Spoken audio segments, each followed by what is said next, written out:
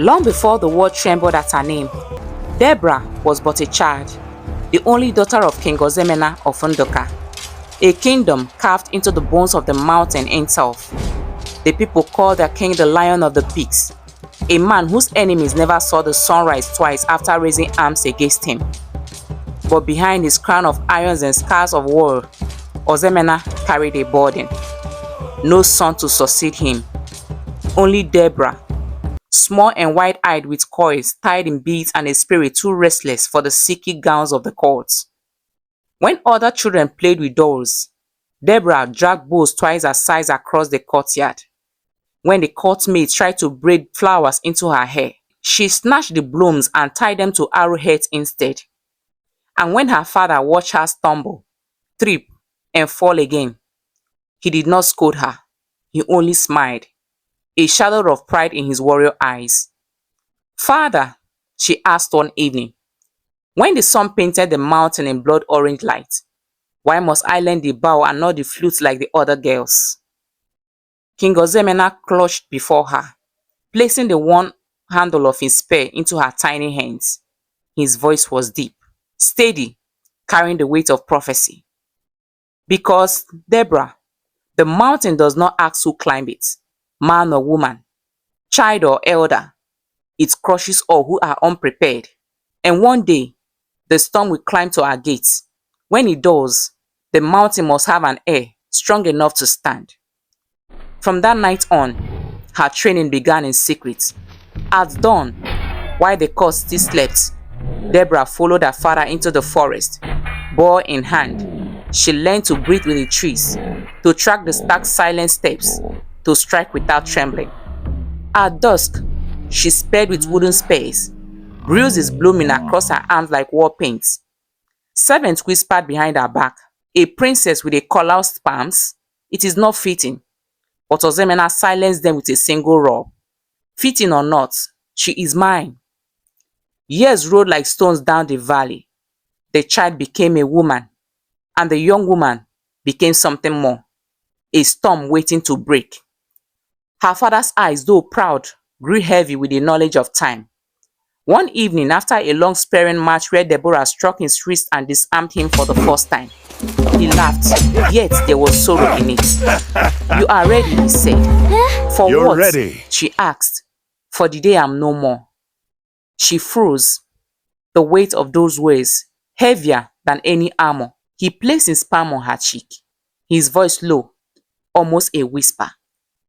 "Remember, child, men will test you, kings will mock you, but the mountain," his gaze lifted to the peaks above them, "the mountain does not bow, and neither must you." Deborah did not understand fully then, but her soul recorded those words, branding them into her spirit.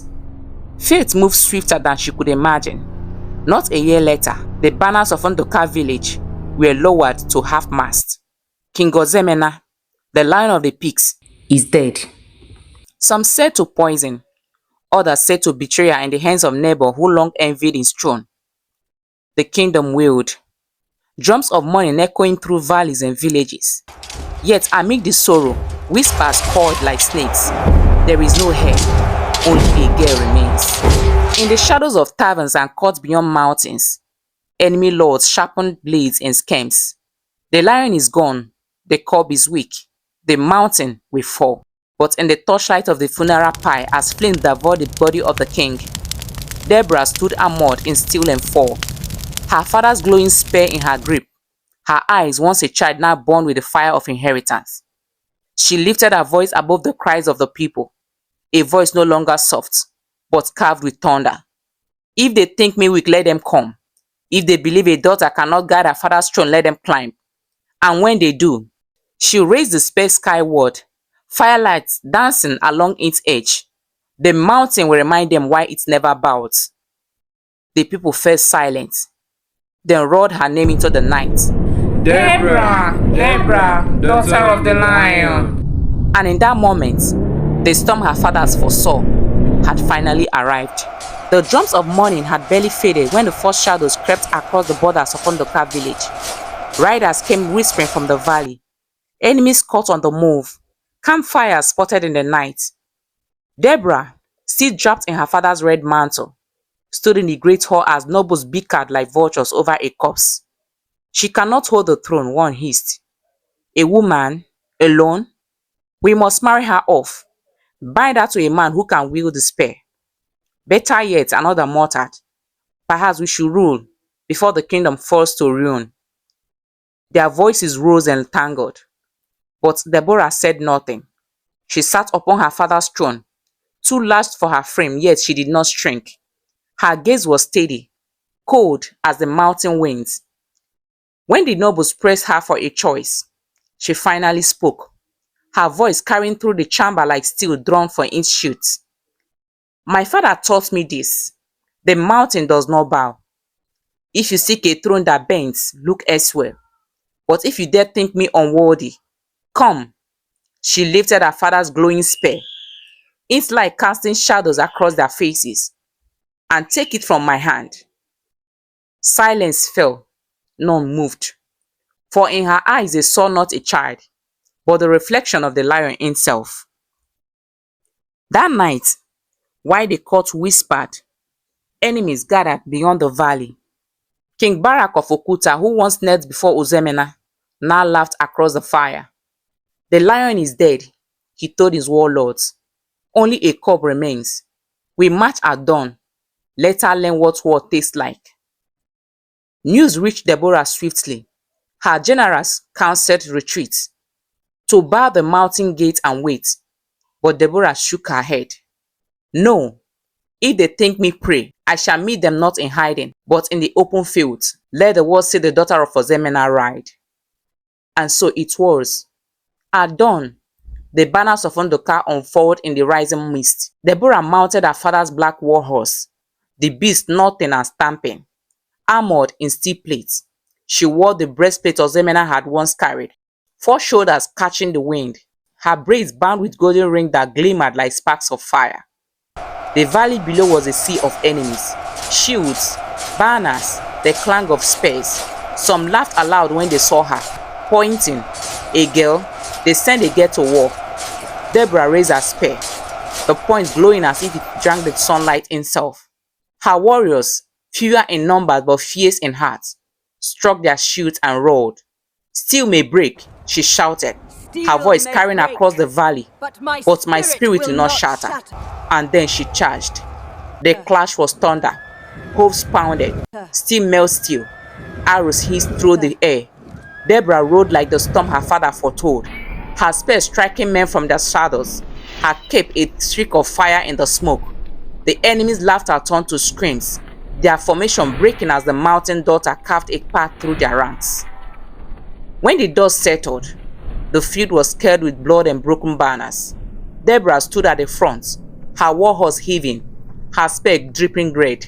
The enemy had retreated, humiliated. But as her people cheered, Deborah's eyes turned towards the horizon. She knew this was not victory, only a warning shot. Barak had tested her strength, and now others would come, sharper, crueler, in greater numbers. And in the shadow of her court, among those who bowed and praised her, traitors began to whisper. Some feared her power, others hungered for it. Their knives, unlike Barak's, would not come from across the valley, but from within her own walls. The storm had only begun. The war council gathered in the moonlight hall. Torches burned low, shadows dancing across carved stone walls that had stood for centuries. Deborah stood at the head of the table, her steel-clad hands resting on her glowing spear. Around her sat the old generals, men who had fought beside her father, and men who doubted her still. Princess, growled General Oti, his scared face half hidden in shadow. You are brave, but bravery does not win wars. The enemy has 10,000 soldiers, you barely 3,000. Yield the mountains, bend, and your people will live. Deborah's gaze was sharp as a blade. General, she said, her voice cutting through the smoky air. I was raised not to bend. My father taught me the bow when I was barely walking, not because he doubted my womanhood, but because he foresaw this night. She leaned forward, eyes blazing. If we give the mountain, we lose everything. We will fight. The hall erupted in murmurs. Some nodded with fire in their eyes. Others shook their heads in fear. Then from the far end of the table, old Chancellor Ikenna spoke, his frail voice carrying weight. The princess speak as her father would. The mountain has never bowed, not to kings, not to empires. Why should it now? The council fell silent. The decision was sealed. That night, as the warriors prepared, Deborah wandered into the chamber of memories, where her father's sword still hung above the great hearth. She reached up and touched the heath, whispering, "Papa, they think I cannot hold their line, but I remember your lessons. Every bruise, every arrow I loosed as a child. You prepared me for this." She closed her eyes and remembered being a little girl, no more than 7, drawing a bow far too heavy for her small arms. Her father, King Ozemena, had stood behind her, steadying her shoulders. "Do not aim where they stand, Deborah," he had whispered. "Aim where they will be." The arrow had flown, striking the wooden doming clean. The king's laughter had echoed across the courtyard. Now, years later, that laughter became her strength. She strapped on her father's blade at her side and walked into destiny. At dawn, horns blazed through the valley. The enemy surged, banners flapping, swords glittering like fire. The mountains shook with their march. Deborah rode to the front lines, her red cape whipping in the cold wind. Her voice thundered over the clamor. "Warriors of the mountain, today we fight not for thrones, but for every child yet unborn. Let them come, and let the mountain answer with fire." The campfires flickered low across the mountain pass, their smoke rising like whispers into the night. Deborah sat apart from her soldiers, sharpening the edge of her glowing spear, her eyes reflecting the flames. The war had dragged for months, and though her spirit remained unbroken, her heart was heavy. She had lost many brave warriors to her father's old enemies, men who sought to claim the mountain because they believed a woman could not defend it. That night, a stir moved through the camp. A lone warrior approached, tall and broad-shouldered, his armor dented as if he had escaped great battle. His face was striking, youthful, yet marked with scars of hardship. He walked with the grace of someone who had been trained since childhood.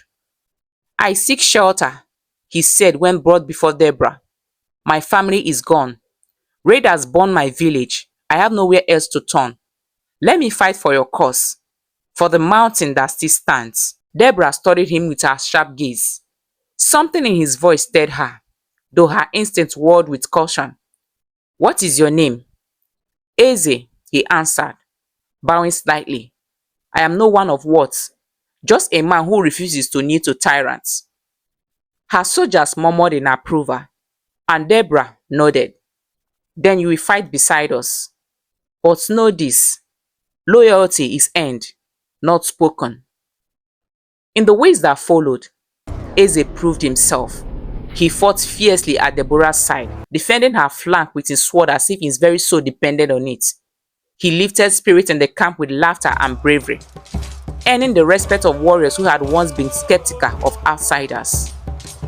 But it was with Deborah that he made the deepest mark. In stolen moments beneath the pines or during training sections, their conversations stretched into the night.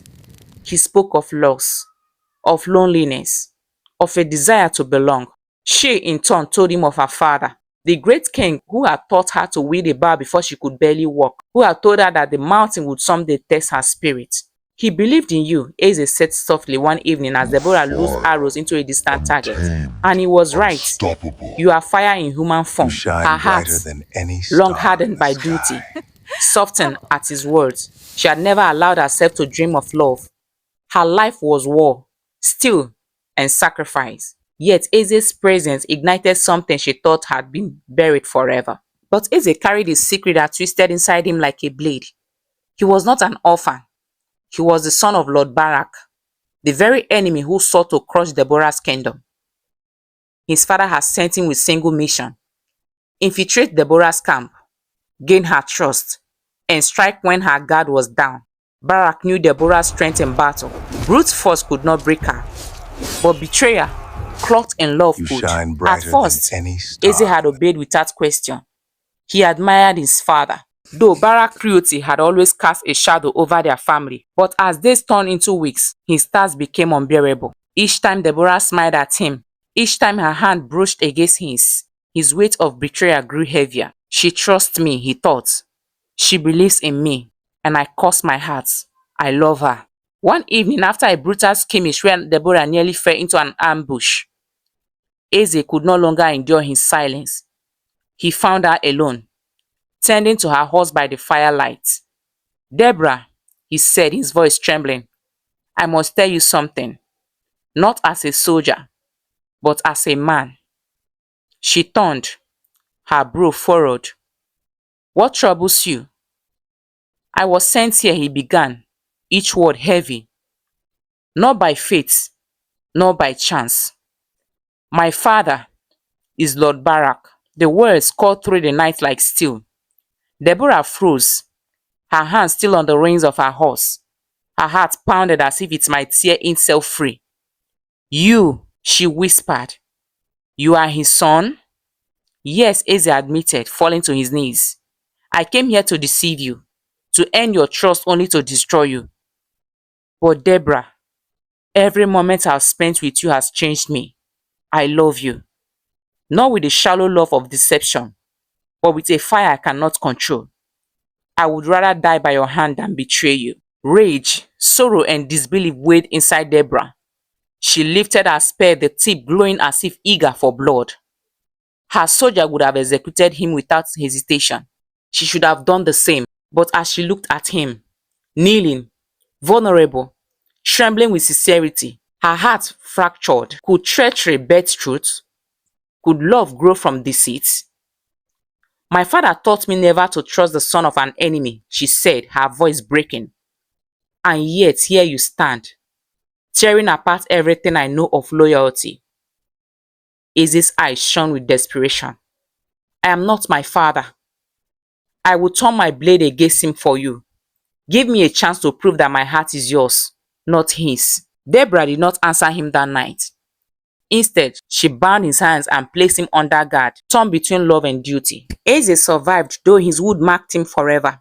Deborah spared him, but not without a warning. Your place here is no longer by my side as a lover. If you are to stay, it will be as a soldier of the mountain.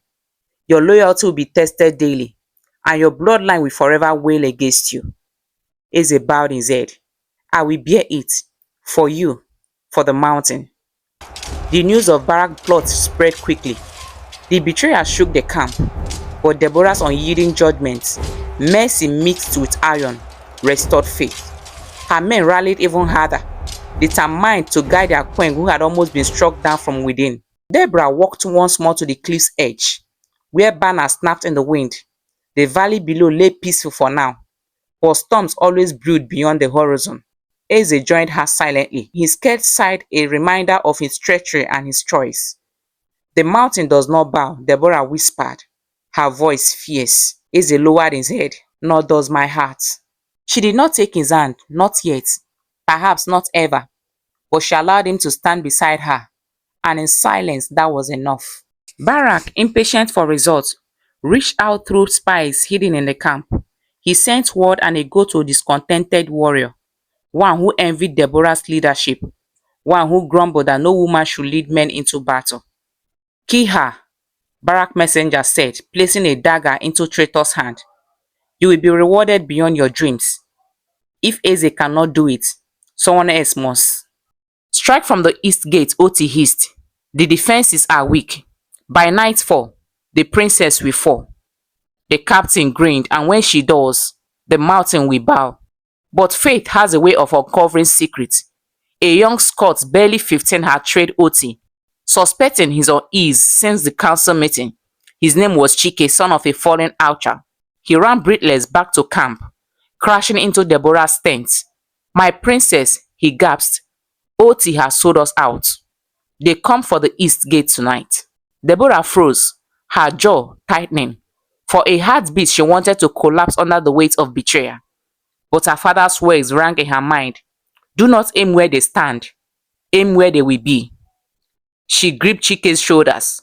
You have done well, boy. Tonight we aim where they think we will fall. As night blanketed the mountain, the enemy crept towards the east gate, believing it unguarded. But instead of silence, they were met with fire. Deborah had moved her fiercest archers there, hidden among the rocks. Arrows rained down like a storm. The enemy screamed in confusion, and then with a war cry that shook the heavens, Deborah herself descended from the cliffs on horseback, her spear blazing like a comet. The enemy captain staggered, realizing too late that a mountain had outwitted him. Impossible, he muttered before her spear struck him down. But General Oti's treachery was not yet punished. As Deborah raised her banner in victory, he drew a dagger from the shadows, creeping towards her back. But before he could strike, Eze's cutlass flew through the air and sliced the man's wrist. The dagger dropped to the ground with a loud clang. Blood splashed as the man screamed, holding his bleeding arm. Eze stood firm, chest rising and falling fast, his heart racing. His eyes were sharp, full of fire, as if daring anyone else to try. Then slowly, his eyes met Deborah's. Then his gaze locked with hers. For a heartbeat, the world around them went quiet. No shouting, no battle cries. Just the two of them in the glow of the firelight. Eze's voice was steady, fierce, and I'll protect you as he said, as long as I live. I will protect you and stand by you until my last breath. I'll protect you. Deborah's always. chest tightened. Her eyes glistened, not from fear, but from the weight of his vow. Oti hauled, dropping the dagger. Deborah turned, eyes like fire. She dismounted, walking slowly towards him as warriors dragged the traitor forward. Why, Oti? She demanded, her voice cold. His face twisted with hate. Because no woman should sit where kings once ruled. You are an insult to the throne. The camp fell silent. Deborah lifted her spear and spoke, her voice carrying through the night. Then hear me now, betrayer. The mountain does not bow to enemies, to traitors, or to the chains of the past. And with a swift strike, she ended his treachery. The valley was quiet at last. No clash of sword, no cries of the dying, only the low hum of wind weaving through broken banners and scattered shields. Smoke rose from dying fires where the invaders once camped, calling into a pale morning sky. Deborah walked slowly through the halls of the stone citadel, her footsteps echoing against walls that had once rung with her father's laughter. Now they stood silent, haunted by absence. Each victory came at a cost. Warriors falling, families broken, and a princess who had traded her innocence for blood and steel. She stopped at the great throne, carved from black mountain rock, draped with falls, the very seat her father once ruled from. For a long moment, she stared, her reflection flickering in the polished stone floor. Her fingers brushed the armrest, heavy with memory. A hush fell over the warriors who had followed her inside. They waited, expecting her to take the throne, to claim her crown as queen of the mountain. But Deborah did not sit. Instead, she turned, lifting her spear, the same weapon her father had once placed in her small hands when she was a child, teaching her to aim higher, to strike through. Her voice rose, firm and unyielding. The mountain does not bow, and neither will its queen. The words rolled like thunder, filling every hall, every heart. Warriors pounded their fists against their chest, chanting her name. Yet she remained regal and still, not basking in glory but carrying its weight. At last she walked past the throne, out onto the high cliffs where the mountain met the sky. The sun broke through storm clouds, spilling golden light across the land. Below, banners of her people fluttered proudly in the wind, and there she stood, not on the throne, but on the edge of her father's mountain, spear in hand, unbowed, unbroken. A queen not of titles, but of strength. A queen who would never bow. Tell your kings the mountain does not bow.